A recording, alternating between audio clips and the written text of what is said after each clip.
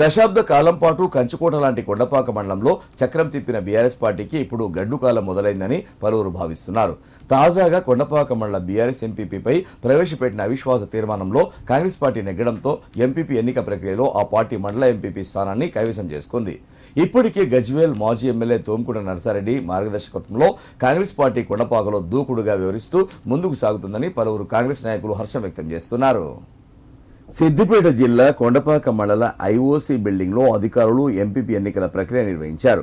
Kondapaka MPP స్థానం BC మహిళకు reserve కాగా additional DRDA Balakrishna, MPDO Venkateswarlu ఆధ్వర్యంలో ఎన్నిక ప్రక్రియ చేపట్టారు.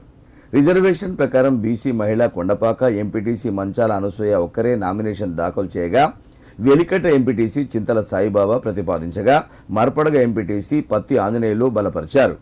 కేవలం ఒక్కరే నామినేషన్ వేయడంతో మంచాల అనసూయ, కనకరాములు ఏకగ్రీవంగా ఎంపీపీగా ఎన్నిక అయ్యారని అధికారులు ప్రకటించారు. ఈ ఎన్నిక ప్రక్రియకు బందారం ఎంపీటీసీ రేగల సుగుణ దుర్గయ్య, వైస్ ఎంపీపీ దేవి రవీందర్, మంగోల్ ఎంపీటీసీ హరిత సంతోష్ రెడ్డిలు గైర్హాజరయ్యారు. అనంతరం కొండపాక ఎంపీపీ స్థానాన్ని కాంగ్రెస్ కైవసం చేసుకోవడంతో పార్టీ శ్రేణులు బాణసంచాలు కాల్చి సంబరాలు జరుపుకున్నారు. బీఆర్ఎస్ నాయకుల ఆధిపత్యంతో ఈ ప్రాంతం ఇన్ని రోజులు అభివృద్ధికి నోచుకోలేదని, ఇతర నియోజకవర్గ నేతలు పెత్తనం చెలాయిస్తూ ఈ మండలానికి ద్రోహం చేశారని వాపోయారు. కాంగ్రెస్ రావడంతో ఆ రోజులు పోయాయని, ప్రజలకు అన్ని వేళలా అందుబాటులో ఉండి మండలంలో అన్నిటా అభివృద్ధి జరిగేలా చూస్తామని హామీ ఇచ్చారు. ఈ కార్యక్రమంలో ఉమ్మడి మెదక్ జిల్లా డీసీసీబీ చైర్మన్ చిట్టి దేవేందర్ రెడ్డి, పలు గ్రామాల ఎంపీటీసీలు, కాంగ్రెస్ మండల పార్టీ అధ్యక్షుడు వాసరి లింగారావు, మాజీ సర్పంచులు, కాంగ్రెస్ నాయకులు, కార్యకర్తలు పాల్గొన్నారు.